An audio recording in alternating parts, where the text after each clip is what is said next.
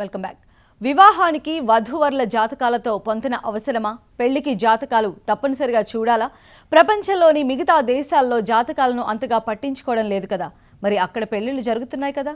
మరి హిందూ ధర్మంలోనే ఇవన్నీ ఎందుకు? ఏ జాతకాల అమ్మాయిలు అబ్బాయిలు పెళ్లి చేసుకోవచ్చు, ఎవరెవరికి వద్దని శాస్త్రం చెబుతోంది? వివాహం, గ్రహాలు, రాశులపై సైన్స్ ఏమంటోంది? సిద్దిపేటలో జరిగిన జ్యోతిష్యుని ఘటనతో వివాహాలు, వివాదాలపై ఓ చర్చ నడుస్తోంది.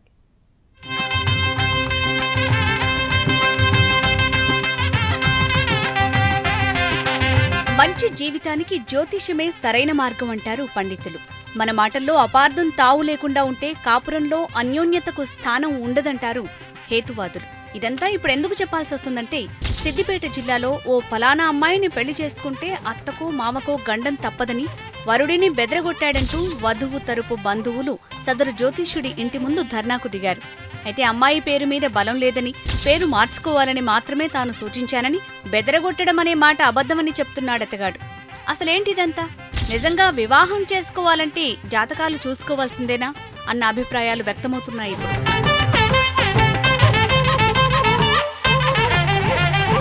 అందమైన జీవితం కావాలంటే జాతకాలు చూసుకోవాలి అంటున్నారు జ్యోతిష్యులు. వివాహానికి వధూవరుల జీవితాల్లో పొంతన తప్పనిసరిగా కుదరాల్సిందేనంటున్నారు. జాతకాలు కలిస్తే వారి జీవితంలో కూడా కలిసిమెలిసి ఉంటారని చెప్తున్నారు. భూమి మీద ఉన్న మనుషులపై ఖగోళంలో ఉన్న గ్రహాల ప్రభావం ఉంటుందని శాస్త్రాలు, సైన్స్ అంగీకరిస్తోంటే ఇంకా దీనిపై అభ్యంతరాలేంటని ప్రశ్నిస్తున్నారు. ఇతర దేశాల్లో వివాహాలు జరుగుతున్న చిన్న వయసుల్లోనే విడాకులు, కలహాలు, మరణాలకు జాతక దోషాలే కారణమని స్పష్టం చేస్తున్నారు. గతంలో 12 ఏళ్లు నిండకుండానే వివాహాలు చేసేవారు. ఈ ప్రక్రియ దోషరహితం కాబట్టి నక్షత్రాలు చూసేవారు కాదు. మఖ మామగారికి, జ్యేష్ఠ్య బావగారికి, ఆశ్లేష అత్తగారికి గండం అనేవారు. ఇప్పుడు పిల్లలకు 25 సంవత్సరాలు నిండిన తర్వాత చేస్తున్నారు. అందువల్ల ఈ నక్షత్రాల ప్రస్తావన అనవసరం. నక్షత్రాలకు పరిష్కారం ఉంది, గ్రహాలకు లేదని చెప్తున్నారు పండితులు.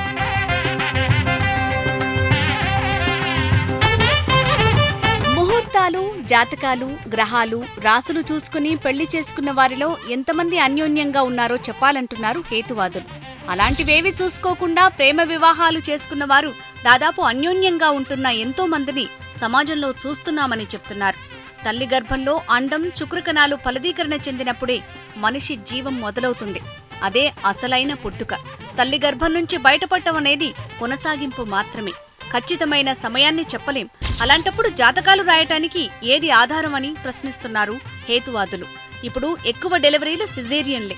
అది కూడా ముహూర్తం పెట్టుకుని మరీ సిజేరియన్లు చేయించుకుంటున్నారు. అలా పుట్టిన బిడ్డ జాతకం ఖచ్చితంగా బావుండి తీరాలి కదా.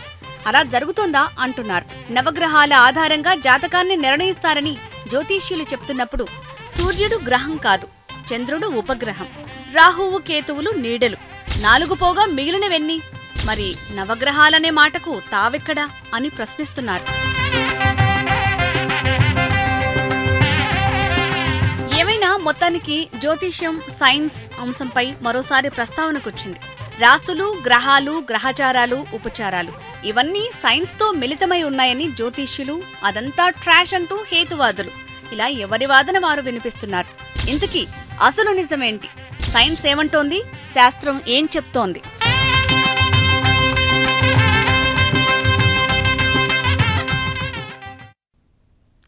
సో ఇదే అంశంపైన చర్చను మొదలు పెడదాం. మనతో పాటు ఉన్నారు జ్యోతిష భాస్కర తేజస్వి శర్మ గారు, అదేవిధంగా జన విజ్ఞాన వేదిక రమేష్ గారు. సార్ గుడ్ ఆఫ్టర్నూన్ అండి. సో ఫస్ట్గా తేజస్వి శర్మ గారు మిమ్మల్ని అడగాలనుకుంటున్నాను. నిజంగా ఒక ఇద్దరు వారి జీవితాన్ని స్టార్ట్ చేయాలి అని అంటే ఖచ్చితంగా వారి జాతకం కలవాల్సిందేనా? అని అసలు ఎక్కడా జ్యోతిష్యంలో చెప్పబడలేదు. ఇది ఏమవుతుందంటే అమ్మా, జాతకాలు కుదిరితేనే వివాహం చేసుకోండి అని జ్యోతిష్యం అయితే చెప్పలేం. జ్యోతిష్యం ఏం చెప్పిందంటే, ఏ ఒక్క ఇద్దరి మధ్యలో అయినా సరే మైత్రి ఉంటుందా లేదా అది తెలుసుకోవాలి అన్నప్పుడు మాత్రం ఇరువురి జాతకాలు కలిస్తే మైత్రి ఉంటుంది, లేకపోతే కనుక మైత్రి ఉండదు అనేదాన్ని, లేదా వాళ్ళు తటస్థంగా ఉంటారు లేదా వాళ్ళు విరోధులుగా ఉంటారు అనేదాన్ని మనం తెలుసుకోవడానికి అవకాశాలు ఉంటాయని చెప్పారు. అంతవరకే. ఎందుకంటే దీన్ని మనం జాగ్రత్తగా నిశితంగా గమనిద్దాం. కొంచెం శాస్త్రమనే కాదు, మనం వ్యవహారాన్ని బట్టి కూడా చూద్దాం. కొంతసేపు సీతారాములు మనందరికీ ఆదర్శం. మనం అక్కడి నుంచే కదా ఏది తీసుకున్నా కానీ రామాయణంలో ఉన్నటువంటి సీతారాముల దగ్గర నుంచే తీసుకుంటాం వివాహం అన్నప్పుడు ఏదున్నా కూడా. రామచంద్రమూర్తికి సీతామ్మవారికి ఎక్కడా వివాహ పొంతం చూడలే. వాళ్ళిద్దరు వివాహం చేసుకున్నారు, అన్యోన్యంగానే ఉన్నారు. రావణాసుడికి అలానే మండోదరికి వివాహ పొంతం చూడలే. వాళ్ళిద్దరు వివాహం చేసుకున్నారు, కొట్టుకున్నారు, తిట్టుకున్నారు, కాపురం బాగానే చేశారు. శూర్పణఖకి ఆయన భర్తకి కూడా ఎక్కడ వివాహ పొంతను చూడాలి, కానీ శూర్పణఖ జీవితం బాల. అంటే ఆది ఎందు ఎక్కడా కూడా ఈ పొంతలను చూడటం అనేది లేదు.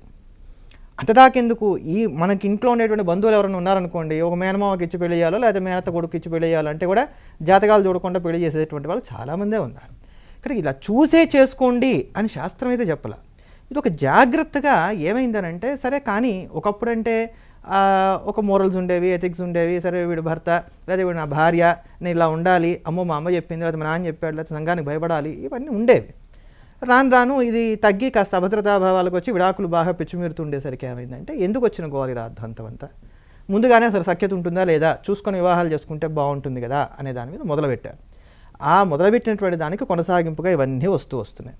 ఇక మిగతావి మీరు ఇందా చెప్పినటువంటి యథార్థమైనవి, ఏదో అశ్లేష నక్షత్రం వివాహం చేసుకుంటే అత్తగారికి గండ, ఇవన్నీ ఎప్పుడంటే అష్టవర్షాత్ భవేత్ కన్యా అని చెప్పని ఆ 8 ఏళ్ల లోపు 9 ఏళ్ల లోపు అంటే రజస్వల కాకముందు వివాహం చేసేటువంటి రోజులు ఏవైతే ఉన్నాయో, అది అసలైన కన్యాదానం అని చెప్పుకున్న రోజులు ఏవైతున్నాయో ఆ రోజులకు చెందినటువంటి సూత్రాలుగానే వాటిని పరిగణించాలి తప్ప అవి ప్రస్తుత కాలానికి అన్వయింపదగినటువంటి సూత్రాలు ఎంత మాత్రము కావని చెప్పని జ్యోతిష్కులు అందరం ఒప్పుకుంటున్నటువంటి అంశమే అది. ఇప్పుడు ఇది మొన్న జరిగినటువంటి అంశాన్ని కూడా మనం గమనిస్తే, పేర్లు మార్చి వివాహం చేయడం, ఈ పేర్లు మార్పును కూడా శాస్త్రం ఎక్కడ అంగీకరించలేదు. ఇలిటరసిటీ ఎక్కువగా ఉన్నటువంటి జనాభాలో ఏం చేసేవారంటే, ఈ అబ్బాయిని మా అమ్మాయిని మేము పెళ్లి చేయదలుచుకున్నాం, వీళ్ళిద్దరికీ వాళ్ళు పెళ్లి చేయడం అయితే ఖాయమే, దానికి ఏదైనా మార్గం ఉందా అన్నప్పుడు ఏదో పేరు మార్చుకుంటే ఆ ప్రథమాక్షరం ఏదో మారుతుంది, దీనికి ఏదో గ్రహం మారుతుంది అని చెప్పని ఆ కుంటితనంతో చేసుకునేవే తప్ప యథార్థంగా జ్యోతిష్ శాస్త్రంలో అసలు ఇవి ఎక్కడా లేవు. జ్యోతిష్ శాస్త్రంలో లేకపోగా తర్వాత వ్యవహారాల్లో వాళ్ళకు ఉన్నటువంటి అభద్రతల కారణం చేత మెల్లగా చోటు చేసుకుంటూ వచ్చి తిష్ట వేసుకున్నటువంటివి. ఏమి లేదు, ఏం ఎఫెక్ట్ పడలేదు. ఏం ఎఫెక్ట్ పడింది అనుకుంటున్నారో నాకు అర్థం కాదు. అంటే చిన్న విషయాన్ని భూతద్దంలోనూ చూడొచ్చు, చిన్న విషయంగానూ చూడొచ్చు, అది మనం చూసే దృష్టికోణాన్ని బట్టి ఉంటుంది. ఇప్పుడు ఒక వివాహం అక్కడ జరుగుతున్న దాంట్లో మనకి సనాతన ధర్మం అన్న పదం మీరు వాడారు కానీ చెప్తున్నారు. సనాతన ధర్మంలో ఒక సామెత ఉంది, 1000 అబద్ధాలు ఆడి ఒక పెళ్లి చేయమన్నారు. ఎవరు కూడా ఒక అబద్ధం కాదు కదా, నిజం చెప్పి కూడా పెళ్లిని జడగొట్టమని ఎవరు చెప్పాల. 1000 అబద్ధాలు ఆడైనా సరే ఒక పెళ్లి చేయమన్నారు. అలాంటప్పుడు ఎవరు పెళ్లిని చెడగొడతారమ్మా? ఎవరు చెడగొట్టరు. నిశ్చితార్థం అయిపోయిన తర్వాత జాతకాలు చూసి పునః పరిశీలన చేయరాదని చెప్పని కూడా ఒక నిర్ణయం ఉంది. అట్లానే వివాహం చేసుకున్న తర్వాత తదాది 6 మాసాల వరకు వధూవరుల యొక్క జాతకాలు చూడరాదు, ఇది కూడా ఒక నియమం ఉంది. అలానే ఇక మీరు అంటే తర్వాత సిజేరియన్ ముహూర్తాలు ఇవన్నీ చాలా తెచ్చారు, ఇంకా అవన్నీ చెప్పుకుంటూ వెళ్తే ఏంటంటే మనకి కాల వ్యవధి చాలా ఎక్కువ పడుతుంది కనుక ముందు ఇక్కడ ప్రస్తుతాంశం మనం వివాహం అన్నాం కనుక నేను ఇక్కడతో దీన్ని ఆపుతున్నాను, అంతకన్నా వేరే లేదు. కనుక ఇది యథార్థంగా శాస్త్రమందు ఇలా ఖచ్చితంగా ఉన్నటువంటిది ఏం లేదు. పంచాంగాల్లోకి వెళ్తే వీళ్ళు వెంటనే ఇంకో ప్రశ్నను అడగడానికి అవకాశం ఉంటుంది. అక్కడ వాళ్ళు పాయింట్స్ ఇస్తారు, వరుడు నక్షత్రం నుంచి ఇంత, వధుడు నక్షత్రం నుంచి ఇంత. ఈ పాయింట్స్ అన్నిటికి కూడా మేము గతంలో కొంతమంది ప్రముఖమైనటువంటి జ్యోతిష్కులు ఎవరైతే ఉన్నారో వాళ్ళందరూ కూడా ఒక స్టేట్మెంట్ ఇచ్చున్నారు. ఈ టేబుల్ అనేటువంటి దాన్ని ఎవరు ఫాలో అవ్వకండి, ఈ పాయింట్స్తో అసలు మీకు సంబంధం ఏమీ లేదు. వివాహ పొంతనలు చూసి పెళ్లి చేసుకోవాలనుకునేటువంటి వాళ్ళు ఎవరన్నా ఉన్నట్లయితే వాళ్ళు ఖచ్చితంగా గ్రహమైత్రి ఉందా లేదా చూసుకోండి, దశామైత్రి ఉందా లేదా చూసుకొని కొంచెం లోతుగా చూసుకొని అప్పుడు వెళ్ళండి వివాహానికి. ఈ టేబుల్ ఫాలో అవ్వద్దు అని చాలా మంది చెప్పారు. అంత చెప్పినప్పటికీ కూడా ఇప్పుడు జరుగుతున్నది మాత్రం జరుగుతున్నది 1000 పెళ్లిళ్ళలో ఒక్క పెళ్లి, 1000 పెళ్లిళ్ళలో ఒక పెళ్లి. ఇంత బియ్యం ఉన్నాయి అనుకుందాం, 3 కేజీల బియ్యం ఉన్నాయి అనుకుందాం, అందులో 2 రాళ్ళు వచ్చాయి అనుకుందాం, రాళ్ళు ఏరి బియ్యం తిందామా, బియ్యం అంతా పారబోద్దాం 2 రాళ్ళు ఉన్నాయని. ఓకే రమేష్ గారు, మరి మీరేమంటారు? అంటే జాతకాలకు సంబంధించిన అంశము అన్ని దేశాల్లో ఏదో ఒక పద్ధతుల్లో ఏదో దగ్గర ఉన్నాయి, కానీ దేశాలన్నీ మిగతా దేశాలన్నీ వాటిని వదిలించుకొని ముందుకెళ్తున్నాయి. మనం మాత్రం ఇంకా వాటిని తగిలించుకొని అట్లాగే వెళ్తా ఉన్నాం. ఇప్పుడు వారే అన్నట్టు గ్రహమైత్రి గ్రహమైత్రి అని అసలు గ్రహం ఏంటిది?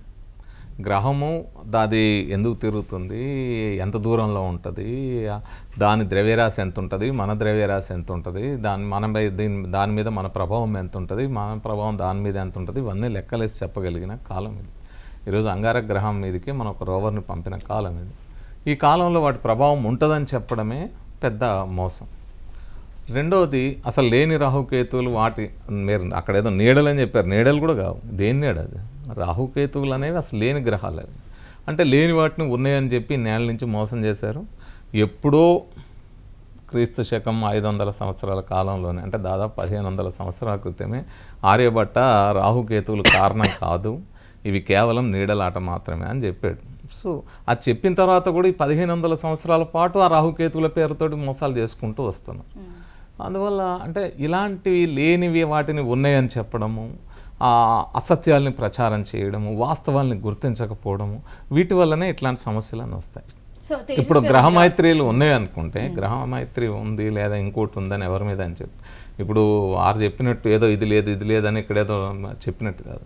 మొత్తం వారన్నట్టు వ్యవహారికంగా ఏం జరుగుతుంది వ్యవహారికంగా? ఎంతమంది పొంతన కుదరలేదని పెళ్లిళ్ళు ఆగిపోయింది. ఇవన్నీ జరగలేదా?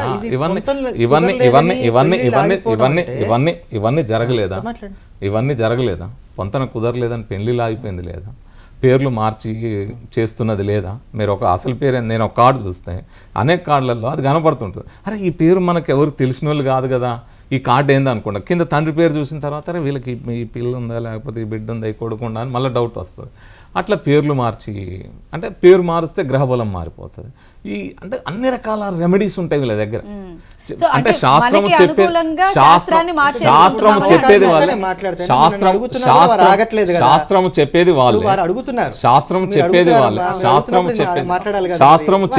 శాస్త్రం చెప్పేది వాళ్ళే, వాటికి సంబంధించిన శాంతుల పేరుతోటి లేదా రకరకాల రెమెడీస్ చెప్పేది వాళ్ళు.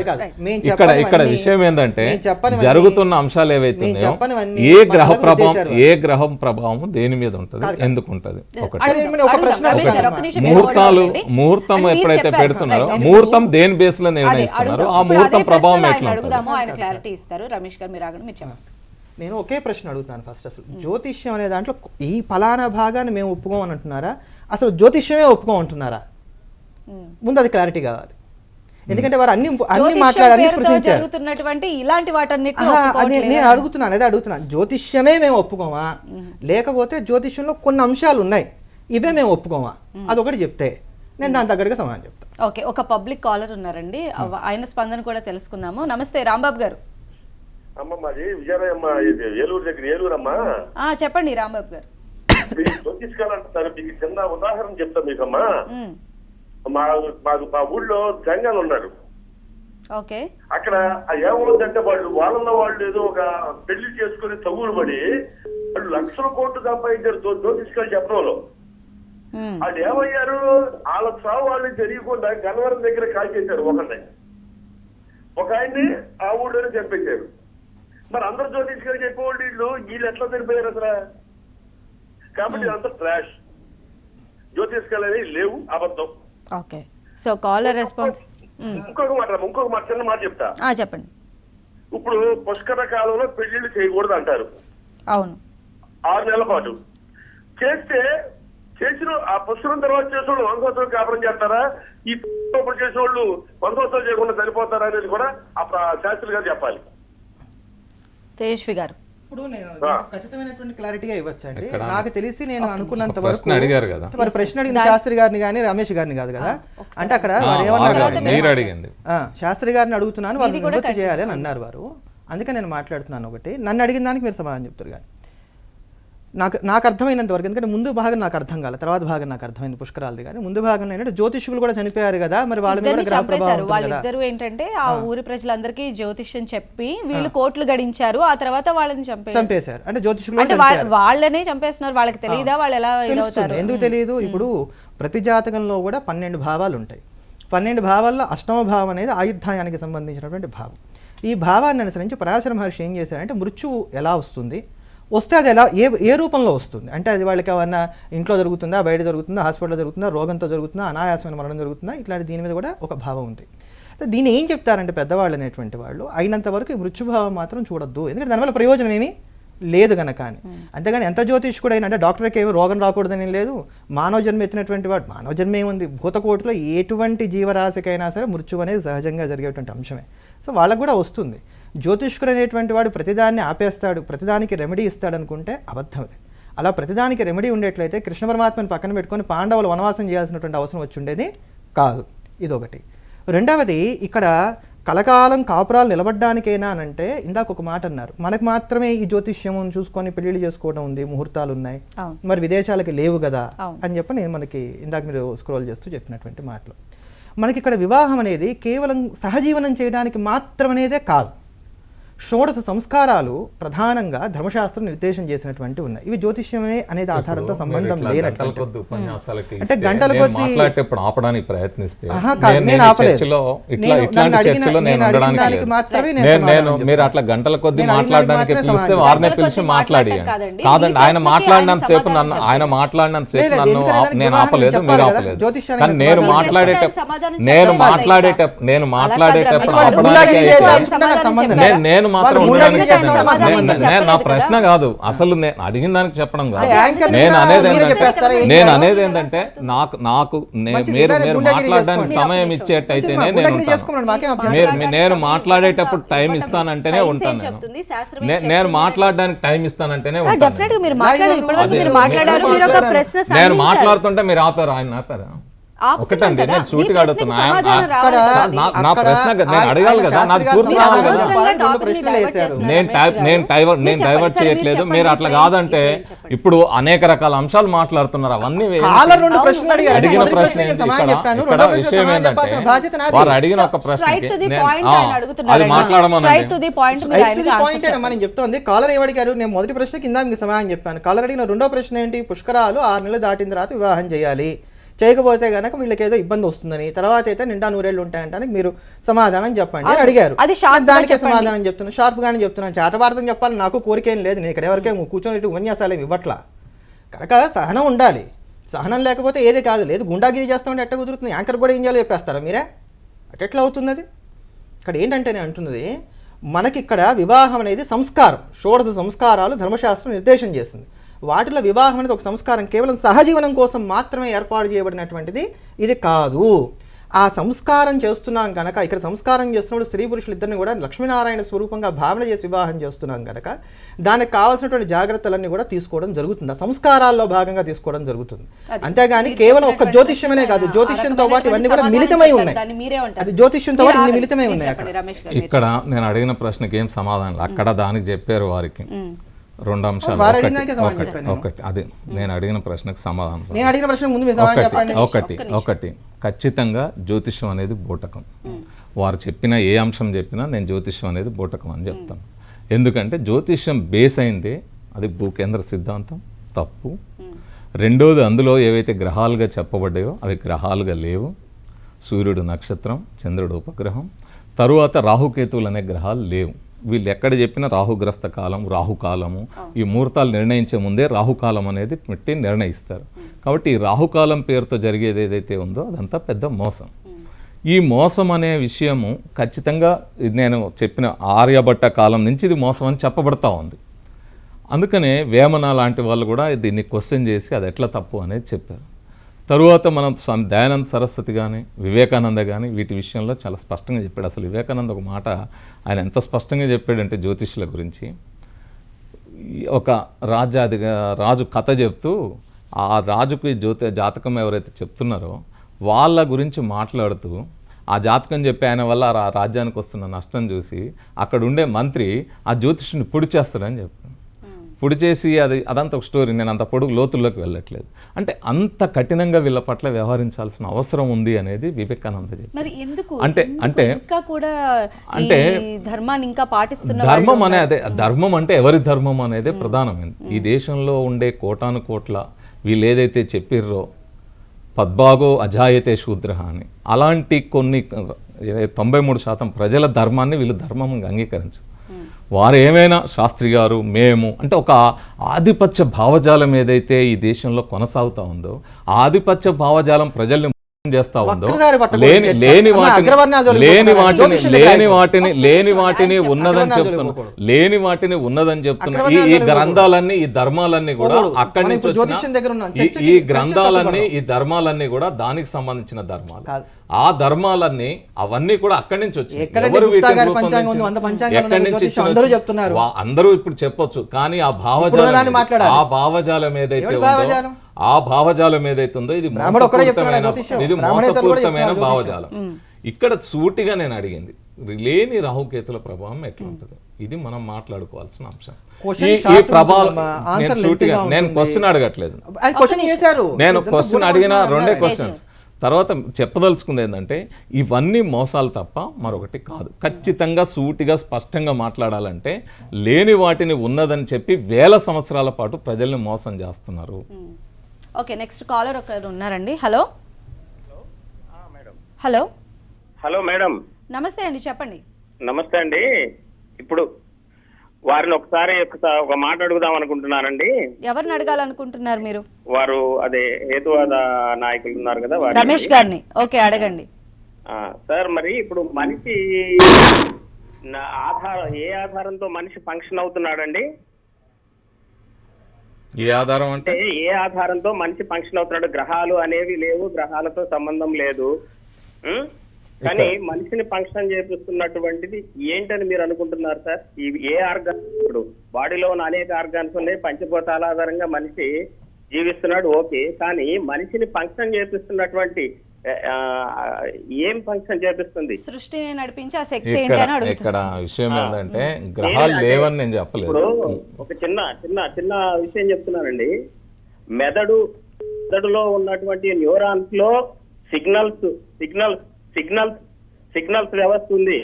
ఆ సిగ్నల్స్ వ్యవస్థ అనేది కేవలం మనకి గ్రహాల నుంచి పడేటువంటి ఆ ఎనర్జీస్ తోటి భూమితో మమేకమయ్యి భూమి త్రూ మనిషి త్రూ ఒక పువ్వుకి దారానికి పువ్వు మెట్లను మనిషి బొటన వేలు త్రూ సెన్స్ నుంచి భూమికి ఎనర్జీస్, పైనుంచి కిందకి ఎనర్జీస్ ఫోకస్ అవుతా ఉన్నాయండి. ఆ ఎనర్జీస్ తోటే మనిషి ఆధారమై నిలబడి ప్రతిదీ చేస్తున్నాడండి. ఈ సెన్స్ అనేవి కూడా మన అధీనంలో ఉండవు అని చెప్పడానికి చెప్తున్నానండి. ఇదంతా సైన్స్ ప్రకారం ఇక్కడ విషయం ఏంటంటే వారు చెప్పిన దాంట్లో నేను గ్రహాలు లేవని చెప్పలేదు. గ్రహాలు ఉన్నాయి, రాహుకేతు అనే గ్రహాలు లేవని చెప్పిన, స్పష్టంగా నిర్దిష్ట. సూర్యుడు గ్రహం కాదు, నక్షత్రం, చంద్రుడు ఉపగ్రహం అని చెప్పిన. కాబట్టి ఇవి కాకుండా వీళ్ళు చెప్పని యురేనస్, నెప్ట్యూన్ లాంటి గ్రహాలు కూడా ఉన్నాయి, అందులో లేవు వాళ్ళ శాస్త్రంలో. ఉంటే వాటి ప్రభావం కూడా ఉండాలి. ఇది రెండు. ఇక్కడ ప్రభావం గురించి వారు మాట్లాడారు. ఎట్లాంటి మీ శరీరం మీద ఏ ప్రభావం ఉంటుంది, ఏ గ్రహ ప్రభావం వారు చెప్పినట్టు అది భూమిలోకి వెళ్ళి భూమిలో నుంచి ఇట్లా ఉండదు. భూమి మీద ఇతర గ్రహాల యొక్క గురుత్వాకర్షణ బలం ఉంటుంది, భూమి యొక్క గురుత్వాకర్షణ బలం ఇతర గ్రహాల మీద ఉంటుంది. అది దాని లెక్క మనం తీసుకోవచ్చు. ఏ ఫోర్స్ ఎంత ఉంటుందంటే F=G×m1m2/d2d² అనేది ఉంటుంది. అంటే డిస్టెన్స్ ఎంత దూరం ఉంటుంది, ద్రవ్యరాశి ఎంత ఉంటుంది అనే వాటి విలోమ లెక్కల ప్రకారం అది ఉంటుంది. కాకపోతే ఇక్కడ గ్రహాల ప్రభావం మీరు ఏ ఆధారంతో పనిచేస్తున్నారు? ఈ కణాలన్నీ కూడా ఇవి ఏర్పడ్డ జీవకణాలన్నీ కూడా మన శరీరంలో మనం తీసుకునే ఆహారం నుంచి వచ్చిన ఎనర్జీ ద్వారా పనిచేస్తే తప్ప ఇంకో ఎనర్జీ ద్వారా ఈ పని చేయవు. ఏదైనా మెదడైనా కూడా ఇది మొత్తం సైంటిఫిక్. వారేదో సైన్స్ని ఎనర్జీని ఏదో కలిపి కలగాపులగం చేసి సూడో సైన్స్ క్రియేట్ చేయడానికి ప్రయత్నం చేస్తుంది. ఏ ఆధారంతో నిలబడుతుంది? భూమి సూర్యుడిల మధ్యలో ఉండే పరస్పర గురుత్వాకర్షణ బలాల వల్ల ఇది తిరుగుతూ ఉంది. ఈ భూమి మీద మనం ఉన్నప్పుడు పడకుండా ఉండడానికి భూమి యొక్క గురుత్వాకర్షణ బలం దీనికి కారణం.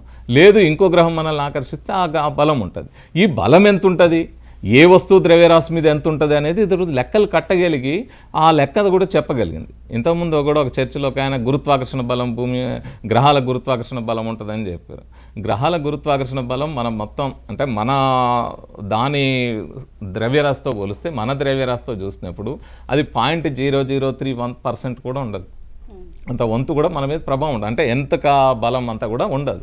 కాబట్టి ఈ ప్రభావాలు లేనివన్నీ కూడా ఉన్నాయని చెప్పడం అనేది పెద్ద మోసం అనేది నేను ఇక్కడ చెప్తాను. ఎలాంటి ప్రభావాలు లేవు, ప్రభావాలు ఉన్నాయి అని చెప్పి కొంతమంది ఈ రకంగా క్రియేట్ చేసి ఇన్ని దశాబ్దాలుగా కూడా ఇలా ఒక మ్యానిపులేట్ చేస్తున్నారు. మోసం చేశారన్నారు. మ్యానిపులేట్ ఏమైనా చక్కగా పదవే వాడేది, మోసం చేశారు, దోచుకున్నారు. వారు మాట్లాడుతున్న పదాలు అవే కదా, అవే పదాలు వాడుకున్నారు. నిజంగా కూడా ఒక ఇద్దరు వ్యక్తులు వారి జీవితం అంతా కూడా కలవటానికి ఇప్పుడు ఆ వ్యక్తులు మర్చిపోయాం, మన వివాహం పాయింట్ అది. కానీ మీరు ఆ పాయింట్ తో పని నడుస్తున్నాయి కదా, దానికి నేను సమాధానం చెప్తాను. లేదు, నేను ఇక్కడ 2 విషయాలు నేను స్పష్టంగా సమాధానం ఇవ్వాల్సిన అవసరం ఉంది. ఆయన జ్యోతిష్యాన్ని నేను ఒప్పుకోనన్నారు. జ్యోతిష్యమే ఒప్పుకొని అన్నప్పుడు ఇక సూర్యుని మీరు ఒప్పుకున్న ఒకటే, ఒప్పుకోపోయినా ఒకటే, మాకేం సంబంధం లేదు. అప్పుడు జ్యోతిష్యాన్నే ఒప్పుకోలేదు అని అంటే మీరు పూర్తిగా మా మత విశ్వాసాలన్నింటినీ సమూలంగా కించపరిచేసినట్టే. ఎందుకనంటే ఇంగ్లీష్ క్యాలెండర్ అయితే ఆంగ్లేయులకు ఎలా ఉందో అట్లా తెలుగు క్యాలెండర్ అంతా కూడా జ్యోతిష్యం మీద ఆధారం. ఎందుకనంటే తిథి అనేది ఈ జ్యోతిష్యం మించే వస్తున్నటువంటిది. జ్యోతిష్యం ఆధారం లేకుండా మీకు తిథులు రావడానికి అవకాశం లేదు. నిత్య నైమిత్తిక కర్మలు ఏవైతే ఉన్నాయో వాటికి కావాల్సిన సంకల్పాదులని చెప్పుకోవడానికి కూడా జ్యోతిష్యమే ఆధారం. అది లేకపోతే అది రావడానికి కూడా లేదు. పర్వదినాలు ఏవైతే ఉన్నాయో మరి దీపావళి అంటే మరి అమావాస్య రోజే వస్తుందిగా, మరి అమావాస్య కాబట్టి మరి జ్యోతిష్యం కావాల్సిందేగా. విజయదశమి అంటే మరి ఆశ్వేజ శుద్ధ దశమి నాడే వస్తుంది కదా. అంటే మరి ఇప్పుడు పండగ లేవు, మరి వదిలేద్దాం. పండగలు వదిలేయాలి, దేవుణ్ణి వదిలేయాలి, పూజ వదిలేయాలి, దేవాలయాలు పడగొట్టేయాలి, అసలు అన్ని వదిలేసుకోవాలి, బొట్లు జరిపేసుకోవాలి, తిరిగేయాలి. జ్యోతిష్యం లేకపోతే ఇవి జరిగేటువంటి అంశాలు. జ్యోతిష్యం అంటే నేను అందుకని అడిగాను, చాలా క్లియర్గా అడిగాను, జ్యోతిష్యంలో మీకు కొన్ని భాగాలు వద్దా మొత్తం వద్దా అని అందుకని అడిగాను. రెండోది నేను అసలు వీరిని ఒక ఛాలెంజ్ చేశాను. వీరంటే కేవలం రమేష్ గారని కాదు, హేతువాదులందరినీ కూడా ఒక ఛాలెంజ్ చేశాను. మేము ఇంత దోచుకొని ఇంత బూటకం చేసి ఇంత మోసం చేస్తుంటే మీరు సుప్రీంకోర్టు ఎందుకు పోరు? జ్యోతిష్యం వల్ల భారతదేశం ఇంత నష్టపోతోంది. ఒకటి పెద్ద విషయం ఏంటంటే మనకు పోతే మహా అయితే జ్యోతిష్యంలో అయితే 4 పండుగలే పోతాయి. అటు మీకు కింద కర్ణాటక కానీ లేకపోతే కేరళ కానీ తమిళనాడు కానీ పోతే అసలు అన్ని పండుగలు పోతాయి.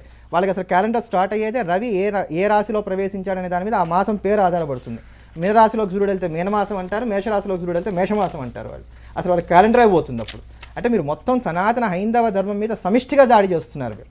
అందుకని ఇందులో ఏ భాగాన్ని మీరు కాదన్నారని అడిగారు. వివేకానందుడు మూఢంగా ఉండొద్దు జ్యోతిష్యం మీద అన్నాడు తప్ప దేవుడు వద్దు, దేవాలయాలు వద్దు, మతం అనేది వద్దు అని వివేకానందుడు ఎక్కడా చెప్పలా. అట్లానే సత్యార్థ ప్రకాష్ రాసినటువంటి ఆయన మనకి వారి పేరు ఆర్య సమాజ్ వ్యవస్థాపకులు దయానంద సరస్వతి గారు, వారు వేదాన్ని విశ్వసించండి అన్నారు, మూర్తి పూజను వారు వ్యతిరేకించారు. అలా కొన్ని అంశాలను కొంతమంది వ్యతిరేకించిన దాఖలాలు ఉన్నాయి, ఇలా మొత్తం కాదు అలా. అసలు మీరు ఓడిపోయారు.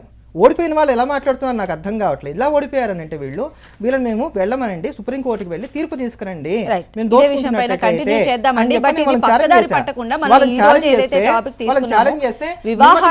కూర్చొని ఈ రోజు ఏదో కబుర్లు చెప్తామంటే ఎట్లా అర్థం కాదు అసలు. మనం అంటే ఒక ప్రొడక్టివ్ గా వెళ్ళాలి అనుకున్నప్పుడు ఇవన్నీ కరెక్ట్ కాదు. బట్ ఈ రోజు మన టాపిక్ ఏంటంటే నిజంగా ఒక వివాహ బంధానికి జ్యోతిష్యం అనేది ఎంతవరకు అవసరమో, జ్యోతిష్యాలతో నిజంగా ఒక ఇద్దరు దంపతులు కనుక మ్యారేజ్ చేసుకున్నట్లయితే వారి మొత్తం జీవితం అంతా కూడా సాఫీగా సాగుతుందా లేదా అన్నది సాగుతుందంటానికి లేదు అని మీరు చెప్తూ ఉన్నారు కదా. అసలు ఈ రోజు ఈ టాపిక్ ఇష్యూ స్టార్ట్ అయింది సిద్దిపేటలో అండి. మరి సిద్దిపేటలో అసలు ఈ ఇన్సిడెంట్ ఏం జరిగింది, జ్యోతిష్యులు ఏం చెప్పారు, అక్కడ ఉన్నటువంటి వధూవరులు అసలు ఎందుకు అక్కడ ఇష్యూ ఏం జరిగింది అనేది తెలుసుకుందాం. రమేష్ గారు, అంటే ఈ హోమాలు, పూజలు, ఈ గ్రహాలు ఇవన్నీ అంతా కూడా కేవలం వాళ్ళ సస్టైనిటీ కోసం చేస్తున్నటువంటి పనిలో భాగంగానే అని మీరు అంటున్నారు. మరి ఎలాంటి పవర్ లేకుండానే ఇంతమంది ఫాలో అవడానికి గల రీజన్ ఏంటని మీరు అనుకుంటున్నారు? అంటే వాళ్ళు చెప్పిందే కదా, సనాతన ధర్మం పేరుతోటి దీన్ని మోసం చేయడం కదా. అంటే ఇక్కడ ఎప్పుడు మతాన్ని అడ్డం పెట్టుకొని ఆ మోసం చేయడం అనేది ఉంటుంది. ఈ మతంలో కూడా నేను ఎంతోమంది చెప్పిన వాళ్ళ ఆధిపత్య భావజాలం ఇందులో కనపడుతుంది. ఈ పుస్తకం నిండా అదే రాసిండు వివేకానంద. మొత్తం మీరు ఎక్కడ చూసినా వీళ్ళు ఎట్లా జాతకాల పేరుతో మోసం చేస్తారు. ఇందులో కూడా అదే రాసిండు దయానంద సరస్వతి. వాళ్ళు పొట్టకూటి కోసమే ఇవన్నీ సృష్టించారు, జ్యోతిష్యం ఇదంతా. ఇలాంటి ఆయన జన్మ పత్రం ఏదైతే వీళ్ళు రాస్తారో జాతక పత్రాన్ని, అది శోకపత్రం అని కూడా అంటాడు ఆయన. అంటే వాళ్ళు ఏదో వాళ్ళ పొట్టకూటి కోసం రాసుకున్న వాటిని ఇప్పుడు వీళ్ళందరూ అయితే హిందూ మత ధర్మాన్ని సంస్కరించాలని కోరుకున్న వ్యక్తులు, వీళ్ళలాగా మోసాలు చేయాలనుకున్న వాళ్ళు కాదు. అందువల్ల ఇప్పటికైనా సూటిగా స్పష్టంగా ఎవరికైనా మనం ఏదైనా మాట్లాడేటప్పుడు లేని వాటిని ఉన్నాయని ఎలా చెప్తున్నారు, ఇది మొదటి అంశం. ఇక్కడ కోర్టుకు పోతారా ఇంకోటి అంటే ప్రపంచంలో జరిగే ఈ భూమి మీద జరిగే ప్రతి మోసానికి కోర్టుకు వెళ్తారు. అది మా అభిప్రాయం, అది మా పని కావచ్చు. అదే మళ్ళీ నేను అదే అంటున్నాను, వారు మాట్లాడేటప్పుడు నేను అడ్డం రాను ఎప్పుడు. నేను ఎప్పుడు అట్లా రాను, అదొక పద్ధతి ఉంటుంది. అట్లా మాట్లాడే నేను కోర్టుకు పోవడమే గెలుపు అనుకుంటే కోర్టుకు వెళ్ళాలని నన్ను డిమాండ్ చేస్తాను. నేనేం చేయాలో నేను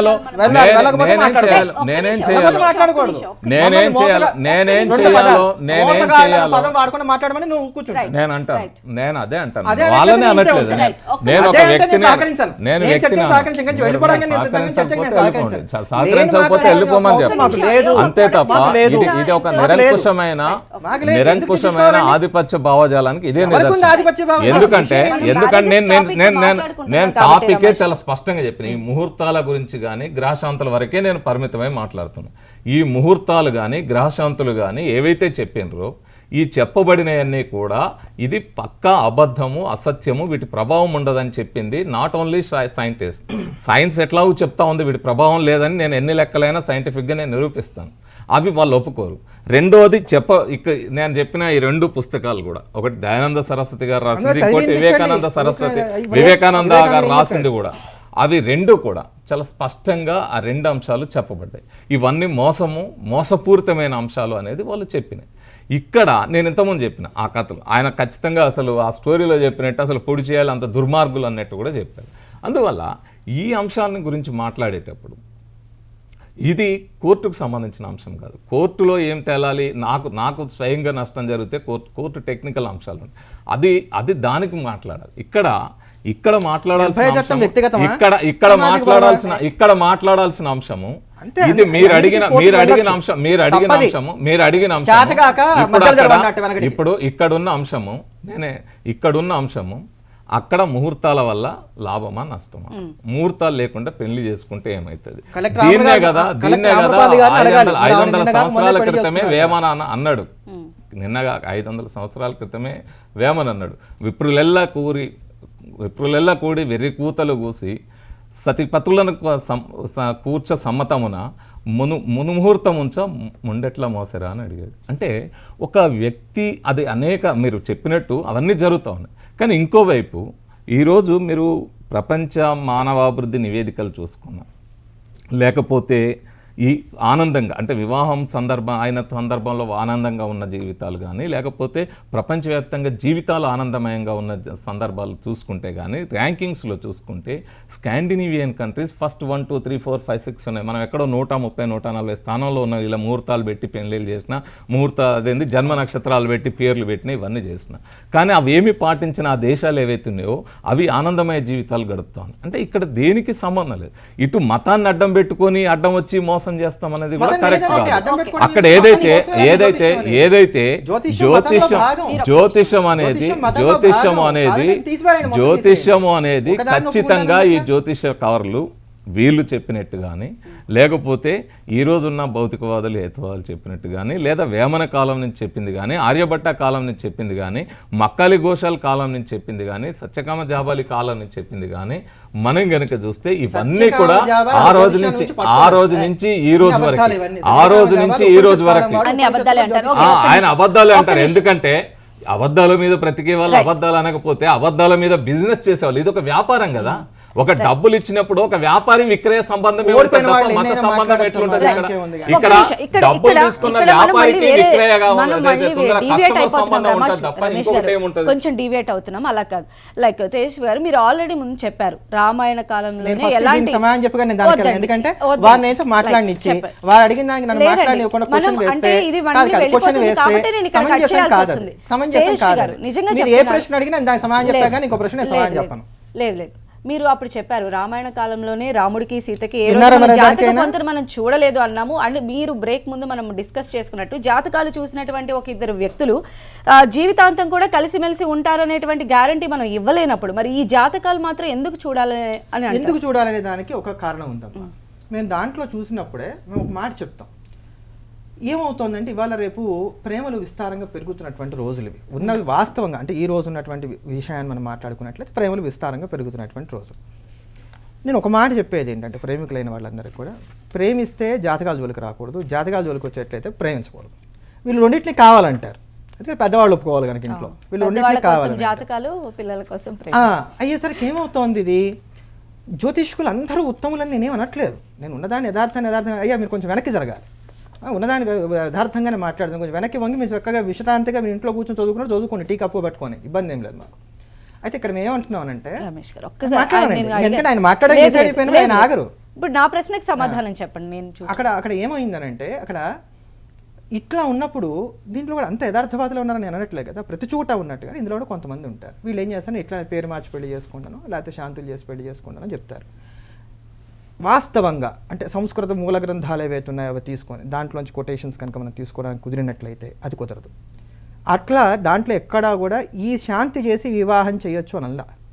ముహూర్త దోషం ఉంటే అత్యవసరంగా తప్పక ఏమన్నా ప్రాణాంతకమైనటువంటి స్థితిగతులు ఉండి ముహూర్తం పెట్టుకుని వివాహం చేసుకోవాల్సిన స్థితిలో మాత్రమే దానికి కొన్ని శాంతులు చెప్పారు తప్ప ఇంకా ప్రతి ముహూర్తానికి శాంతి ఉంది, ప్రతిదానికి కూడా ఈ శాంతి చేసి వివాహం చేసుకుంటాను కూడా ఎక్కడా చెప్పబడ్డం అనేది జరగల. ఇందాక వారు వేమన పద్యం ఒకటి ఉదహరించారు. 100 పద్యాల్లో అది కూడా ఒకటి వేమన శతకంలో. అది యథార్థమైనటువంటి పద్యమే, దాన్ని నేనేం కాదనట్లా. అంటే జాతకాలు చూసి వివాహం చేస్తే వైదవ్యం ఎందుకు వస్తుంది అని చెప్పని ప్రశ్నించడం ఆయన చేసింది. వారు తెలుగులో చెప్పిన దానికి సారాంశం అయితే అదే. అయితే ఏంటంటే వైధవ్యం ఎందుకు వస్తుంది అనే దానికి మేము అష్టమభావం చూస్తాం, స్త్రీ జాతకంలో అష్టమభావం చూస్తాం. అష్టమభావంలో కనుక వైధవ్యం ఉంటే వైధవ్యం వస్తుంది. ఒకవేళ పురుషుడి జాతకంలో కనుక ఆ భార్యా వియోగం కలత్ర వియోగం ఉన్నట్లయితే వీడికి కూడా ఆ దోషం వస్తుంది, దాంతో ఇతను కూడా విధుడవుతాడు. ఆవిడకి ఎలా అయితే వైధవ్య దోషంతో ఉన్న ఆవిడకి ఒక పదం ఉందో అలానే ఇతను కూడా విధుడు అనేటువంటి పదం ఉంది, ఇతను విధుడవుతాడు. అది కాల నియతి, అంతేగాని ఇది చూసి చేసినంత మాత్రాన మొత్తం అయిపోతుంది అనేది కాదు. నష్టాలు చాలా వరకు తగ్గించవచ్చు, చాలా ప్రికాషనేట్గా ఉండొచ్చు, చాలా జాగ్రత్తగా ఉండవచ్చు. మనం బయటికి వెళ్ళేటప్పుడు వాన పడుతున్న గొడిగేసుకొని వెళ్తే తల తడవకుండా ఉంటుంది తప్ప శరీరం అంతా తడవకుండా ఉంటుందనే ఇన్సూరెన్స్ అయితే మనం ఇవ్వలేము.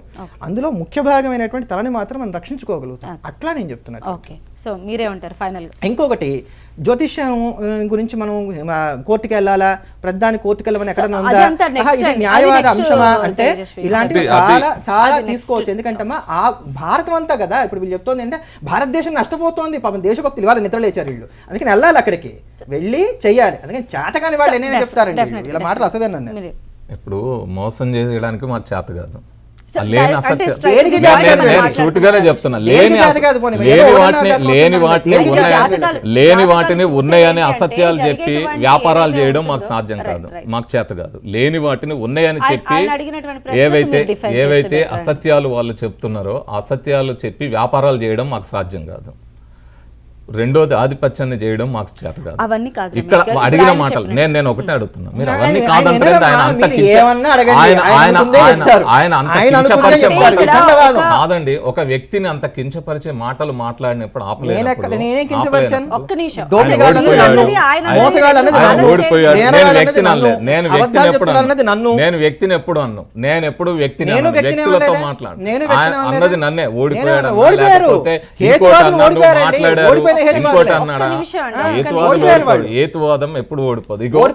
బ్రూనో ఒక్కడు సూర్యకేంద్రక సిద్ధాంతం చెప్పినప్పుడు ఆయన సజీవ దహనం చేసిన మతము చర్చి సజీవ దహనం చేసిన ఆ ఒక్క మనిషి ఉన్నా ఇప్పటిదాకా ఉండదండి. అది ఓడిపోవడం అనరు దాన్ని. ఆయన సజీవ దహనం చేసాడు, ఆ రోజు చనిపోయాడు అంటే ఓడిపోవడం అన్నారు. సత్యము ఓడిపోదు. అసత్యాలు చెప్పేవాళ్ళు అబద్ధాలు, అది అర్థమైందా? రాహుకాలం అనేది మోసం, రాహుకాలం అనేది మోసం. లేని రాహు ఏదైతే ఉందో అదే పెద్ద మోసం. అది ఉందది అని చెప్పే వాళ్ళు ఎవరైతే ఉన్నారో వాళ్ళు చేసేది మోసము. ఎందుకంటే వాళ్ళు వ్యాపారం చేసుకుంటున్నారు. వ్యాపారస్తులతోటి వ్యాపారం కాకపోతే డబ్బులు పెట్టుకొని వ్యాపారం చేయకపోతే, జ్యోతిష్యం వ్యాపారం కాకపోతే కస్టమర్ డబ్బులు ఇచ్చి అక్కడికి పోయిన తర్వాత ఈ రకమైన మోసం చేస్తే, అందుకే మహారాష్ట్రలో ఈ మూఢనమ్మకాల నిరోధక చట్టం వచ్చింది. ఈ దేశంలో ఈ రాష్ట్రంలో కూడా రావాల్సిన ఇలాంటి మూఢనమ్మకాలు నిర్మూలించాలి. రెండో అంశము, ఖచ్చితంగా ఇక్కడ వినే వాళ్ళందరికీ ఇవన్నీ అసత్యాలు, వీళ్ళు మోసాలు చేస్తున్నారు, లేని వాటిని ఉన్నాయని చెప్తున్నారు. రాహుకేతు అనే గ్రహాలు కానీ ఇంకేది కానీ లేవు, లేని వాటి ప్రభావం మన మీద ఏమీ ఉండదు. ఇది ఖచ్చితంగా ప్రతి ఒక్కళ్ళు తెలుసుకోవాల్సిన అంశము. కాబట్టి ఇలాంటి అబద్ధాలు చెప్పే వాళ్ళ మాటల్ని నమ్మాల్సిన అవసరం అస్సలు లేదు. ఇది నేనే కాదు, వివేకానంద చెప్పాడు. ఇక్కడ చాలా స్పష్టంగా జ్యోతిష్ల గురించి ఎంత మాట్లాడాడంటే ఇదంతా చదివి వినిపిస్తే నాకు టైం అయిపోతుంది. 2 పేజీలు మొత్తం దయానంద సరస్వతి మొత్తం దాని గురించే చెప్పాడు. అందువల్ల ఇంకా ఇందులో అయితే పౌరోహిత్యం గురించి ఇంకా బాగా మాట్లాడాడు వివేకానంద. ఎందుకు వీళ్ళు ఇంత మోసాలు ఎందుకు చేస్తారనే అంశం, దాన్ని ఎందుకు తగిలేయాలనే విషయం, పౌరోహిత్యం క్రూరమైన దాన్ని తగిలేయాలనే అంశం విషయం ఇక్కడ నేను ఒకే మాట చెప్తున్నా. ఇతని మీద సూర్యాది కూర గ్రహములు వచ్చి ఉన్నవి, వానికి శాంతి పూజ పాఠం చేయించిన నేను చెప్పే దయానంద సరస్వతి సమాజం కూడా దయానంద సరస్వతి చాలా స్పష్టంగా చెప్తున్నా. ఇతని మీద సూర్యాది క్రూర గ్రహములు వచ్చి ఉన్నవి, వానికి శాంతి పూజ పాఠం చేయించిన ఇతనికి సుఖము కలుగును, లేకున మిక్కిలి పీడితుడై మరణించిన ఆశ్చర్యం లేదు అని కొండగచో గ్రహస్థుడై గ్రహరూపుడైన జ్యోతిర్విధావాసుని చెంతకే. అంటే ఇట్లాంటి పదాలు వాడి ఆయన ఎగతాలు చేసి నేను చేయలేదు. అందువల్ల ఆయన జ్యోతిష్యాన్ని మూర్తి పూజ కాదు, ఇది జ్యోతిష్యాన్ని అంగీకరించలేదు, జ్యోతిష్యాన్ని. అందువల్ల ఇది మోసం తప్ప మరొకటి కాదు. జాతకాలు కనుక మోసాలు చేసే జాతకాలు చూసినట్లయితే ఏదైనా ప్రాబ్లం ఉన్నట్లయితే దాన్ని కాస్త రెక్టిఫై చేసేటువంటి విధంగానే మేము జాతకాలు చూస్తాము అని చెప్పి ఒకవైపు శాస్త్రం చెబుతోంది. కానీ అసలు ఈ రాహు కేతు లాంటివి ఏమీ లేవు, ఇలాంటి వాటిని నమ్మొద్దు అని చెప్పి శాస్త్రం చెప్తోంది. సో ఎవరి నమ్మకం వారిది, ఏ నమ్మకమైనా కూడా గుడ్డి నమ్మకం మాత్రం కావద్దు అని చెప్పి హెచ్ఎంటీవీ మనస్ఫూర్తిగా కోరుకుంటోంది. ఇది వాటి స్పెషల్ డిస్కషన్. చూస్తూనే ఉండండి హెచ్ఎంటీవీ.